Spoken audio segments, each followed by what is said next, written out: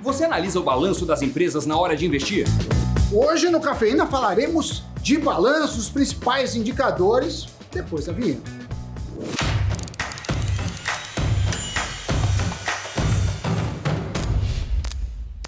Amiguinhos e amiguinhas, mais um Cafeína chegando e é hoje o dia de falar. A gente está entrando na temporada de balanços, né? Balanço nos Estados Unidos, no Brasil, balanço patrimonial, demonstrativos de resultado e o mais importante, o que você tem, é o que. E o mais importante, o que é o que você tem a ver com isso.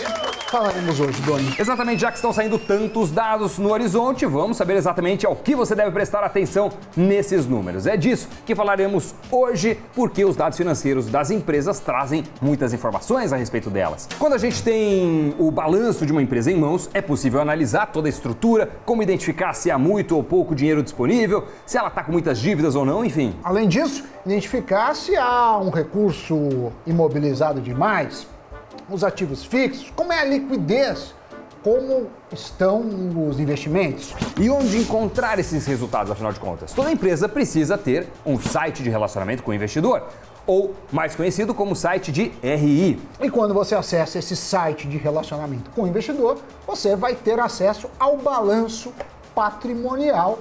Só que o balanço, normalmente, são fotografias. Então, você tira a foto, às vezes, trimestralmente, e você tem o balanço do ano. Claro que para você entender a saúde da empresa, muitas vezes não adianta olhar um único balanço, e sim acompanhar a evolução de balanços. Esses balanços têm alguns detalhes que são importantes para a gente entender. De forma prática, o balanço é o levantamento que se faz dos ativos e passivos da empresa. Os ativos são bens e direitos que possam ser convertidos em valores monetários, ou seja, tudo que ela pode transformar em caixa caso precise. Já os passivos são obrigações e dívidas da empresa. Pode ser de impostos, pode ser de dividendos. Quando a gente faz a relação dos ativos e dos passivos, a gente encontra o patrimônio líquido. O patrimônio líquido nada mais é do que essa conta de ativos menos passivos. Exatamente. E para uma empresa ser analisada, ser considerada saudável, você precisa analisar como está a relação entre ativo e passivo. E na parte que é passivo, o que você deve aos acionistas e o que você deve a terceiros. O que você deve aos acionistas muitas vezes é chamado de patrimônio líquido. Agora, quando a gente fala que uma empresa tem um ativo grande, um passivo grande também e um patrimônio líquido menor do que esse passivo, significa que essa empresa pode estar bem endividada. E aí vale acender aquele sinal amarelo. E a gente precisa ter um pouco mais de atenção na hora de investir nessa empresa. O sinal, nesse caso, é vermelho aqui, mas o sinal de alerta, ao menos. Então, mais interessante que a empresa tenha um ativo grande e um passivo pequeno e, com isso, um patrimônio líquido maior. Não, e é claro que isso depende do tipo de empresa. Então, aéreas tem uma relação ativo-passivo, todos os indicadores financeiros. Uma empresa de serviço tem outros. Um banco tem outros. O que a gente faz normalmente é comparar a empresa, que a gente chama em série histórica. Então você vai pegar o histórico e ver os indicadores. Então, por exemplo, passivo sobre ativo é um indicador. Ativo circulante sobre passivo é um outro indicador. Tem vários. Então você olha o histórico. E a outra é comparar a empresa com os pares dela. Então você vai pegar aéreas, você vai comparar a Gol com a Azul. Com a Latam é mais difícil porque ela não fica na bolsa aqui, mas dá para comparar também. Então a gente sempre faz esse dados em cross-section, que é você fazer um corte no tempo e comparar com os pares, ou em time series, que a tradução seria em série histórica. Outro destaque que vale a pena olhar nesses resultados é o DRE, que é o demonstrativo de resultado da empresa. Ele nada mais é do que um demonstrativo de resultados financeiros que evidenciam a situação da companhia. É através dele que você consegue ver de onde vem a geração de dinheiro da empresa e para onde está indo. Às vezes, o balanço vai conter informações não tão abertas, ou seja, mais resumidas. Por meio do DRE, você consegue tirar sua dúvida e esmiuçar sobre o problema. O investidor tem que ficar atento porque alguns balanços podem estar, digamos assim, como podemos dizer? Não, aqui é uma fotografia. Então, às vezes, você deve um dinheirão, mas naquele dia da fotografia, você abaixou a dívida, você vai sair mais bonito da foto. É que nem eu faço com o meu cabelo e não tem dado certo. Fica arrumado, tentar ficar mais bonito, mais agradável, às vezes dá certo, às vezes não. Bom, mas se tiver... Por isso que a gente olha a história toda. Por isso se derem um tapa no balanço, você tem que analisar usando outros elementos, como as análises que o Sami disse. Tem também os índices financeiros que podem te ajudar nessa análise.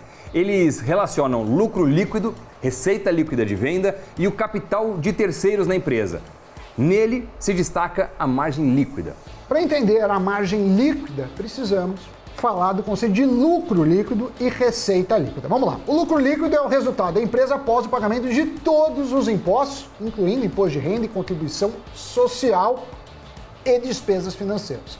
Basicamente, o lucro líquido é o que sobra para a empresa após essas deduções. Então, por exemplo, a empresa faturou 30 mil no mês. Desse total, 7 mil foram gastos com matéria-prima, 10 mil com mão de obra, 5 mil com administração e impostos. Total, 22 mil. Portanto, restam 8 mil, que representam o lucro líquido. Já a receita líquida é a receita bruta depois de tirarmos os impostos destacados na nota fiscal, as devoluções e os descontos comerciais. Logo, é a receita de vendas menos a dedução dessas vendas. Portanto, a margem líquida nada mais é do que o lucro líquido dividido pela receita líquida, multiplicando o resultado por 100 para achar o valor em percentual. A margem líquida permite entender se a empresa tem lucro e qual é o valor desse lucro, ou seja, esse demonstrativo de lucro líquido exposto em formato de porcentagem facilita a visualização dos resultados do negócio e ajuda a evitar futuros prejuízos. Em casos de inadimplência, a margem líquida aponta quantos clientes serão necessários para cobrir uma falta de pagamento. Dessa forma, é importante manter o constante controle contábil da organização, acompanhando não só os ganhos, mas também as saídas, as despesas, sempre tomando cuidado de manter uma margem líquida saudável. Vamos agora analisar algumas ações. Vamos pegar como exemplo Magazine Luiza. A empresa viu seu lucro crescer quase 40% no quarto trimestre do ano passado, resultado divulgado em março deste ano. O grupo varejista seguiu se beneficiando do salto do comércio eletrônico, apostando na mudança de hábito dos consumidores após o início da pandemia. O lucro líquido ajustado de outubro a dezembro somou 219 milhões de reais, alta de quase 40% em relação a um ano antes, também apoiado na diluição das despesas operacionais e financeiras.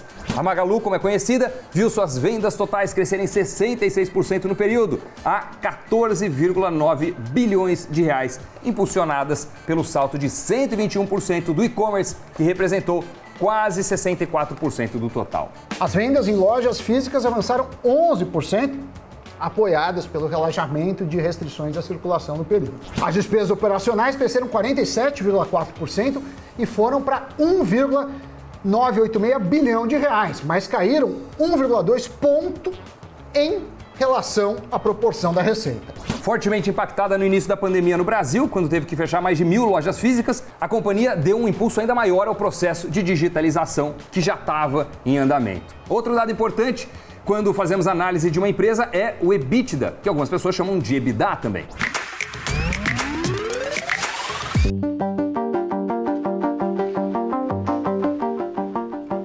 EBITDA. Earnings before interest, taxes, depreciation e amortization.